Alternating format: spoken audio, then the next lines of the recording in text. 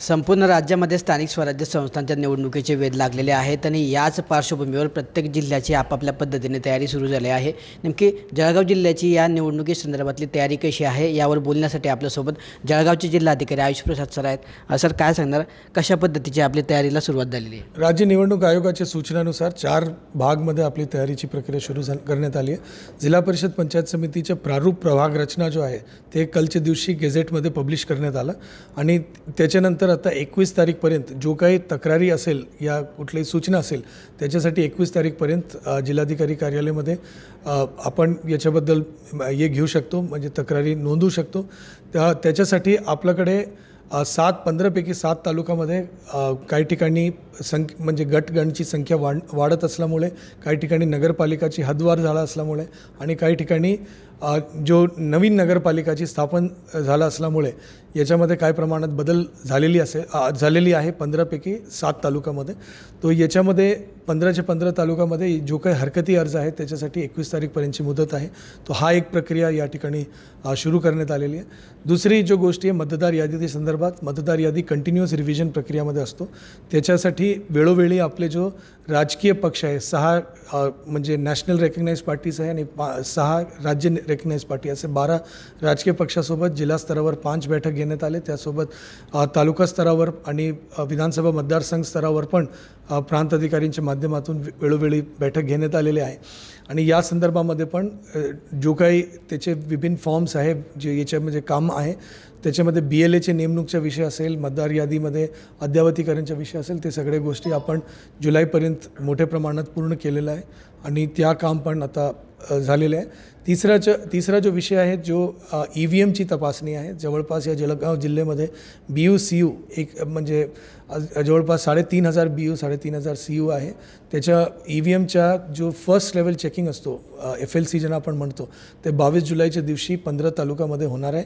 त्याच्यासाठी सर्व राजकीय पक्षाला याची सूचना निवडणूक आयोगाचे जो काही मार्गदर्शन असतो त्याच्या माध्यमातून आपण राजकीय पक्षाला पण याची माहिती देण्यात आलेली आहे। शेवटचा विषय की मतदार जो केंद्र आहे तर ते मतदार केंद्रामध्ये कसं आपण त्याची प्रक्रिया आपण त्याचा जो विषय आहे त्याच्या संदर्भामध्ये आपल्याकडे 2100 ठिकाणी मतदार केंद्र आपल्याकडे म्हणजे मागच्या इलेक्शन्समध्ये आपण घेतलं होतं। त्या ठिकाणी केंद्र संख्या म्हणजे प्रत्येक ठिकाणी मतदान केंद्र किती राहणार आहे त्याच्यासाठी जो राज्य निवडणूक आयोगाची सूचना आहे त्याच्याप्रमाणे आपण आता प्लॅनिंग करून त्याच्या एक प्रारूप राज्य निवडणूक आयोगाचे म्हणजे साठी आपण सादर करतो, ते आपण या महिन्याअखेरपर्यंत पूर्ण करणार आहे। तर या 4 गोष्टीबद्दल आपण आजच्या डेटमध्ये काम करून राहिलो। सर आता एकंदरीत जर निवडणुका 4 महिन्यानंतर होणार असं सांगितलं जातं आहे तर त्या दृष्टीने जिल्हा प्रशासन आपण जर आता म्हटलं तर सज्ज आहे असं म्हणता येईल?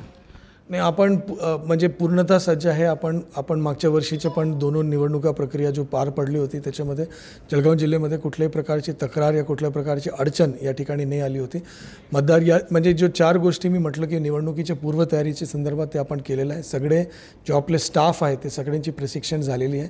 पुरेशा संख्येमध्ये सगळ्या प्रकारची गोष्टी मॅनपॉवर असेल सगळ्या उपलब्ध आणि जो काही अधिकारी आहे जेव्हा आपल्याला अतिरिक्त लागणार असेल ते सगळे आपण म्हणजे प्लॅनिंगमध्ये आपला जो प्रस्ताव आहे त्याचा जो फॉर्मॅट आहे त्याच्या अनुषंगाने आपण पाठवून ते आपण पूर्ण करून घेणार आहे। परंतु सगळे जो बाकी गोष्टी असतो लॉ अँड ऑर्डरच्या संदर्भात असेल त्याच्यामध्ये म्हणजे असामाजिक तथ्यावर कारवाई करण्याचा विषय असेल ते आपण मागच्या वर्षी रेकॉर्ड संख्येमध्ये कारवाई एक्साईज असेल पोलीस असेल त्यांनी केलं होतं आणि यावर्षी पण आपलं तशाच कारवाई झालेल्या आहे।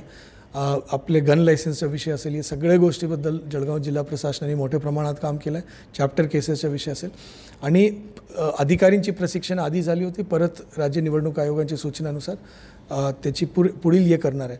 परंतु पूर्ण टीम याच्यामध्ये आपण ॲज ऑलवेज आपण रेडी आहे आणि ज्यावेळी राज्य निवडणूक आयोगाने आपल्याला आदेश दिला तर त्याप्रमाणे पूर्ण यंत्रणा याच्यामध्ये काम करणार आहे। तर राज्य निवडणूक आयोगाच्या प्रत्येक सूचनेचं काटेकोर पद्धतीने पालन करून त्या पद्धतीने या ठिकाणी जळगाव जिल्हा प्रशासनाकडून तयारी केली जाते आहे आणि या निवडणुकीच्या पार्श्वभूमीवर ज्या निवडणुकीची जी पूर्वतयारी आहे ती करण्यासाठी या ठिकाणी प्रशासन कटिबद्ध असून निवडणुका कधीही जाहीर झाल्या तरी एकंदरीत अप्रत्यक्षरित्या या ठिकाणी जळगाव जिल्हा प्रशासन जे आहे सज्ज असल्याचं या ठिकाणी पाहायला मिळतं आहे।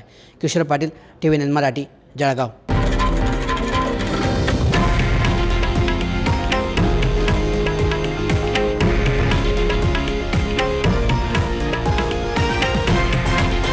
हे आहे देशातील नंबर 1 न्यूज नेटवर्क आणि आपण पाहत आहात TV9 मराठी, एकमेव.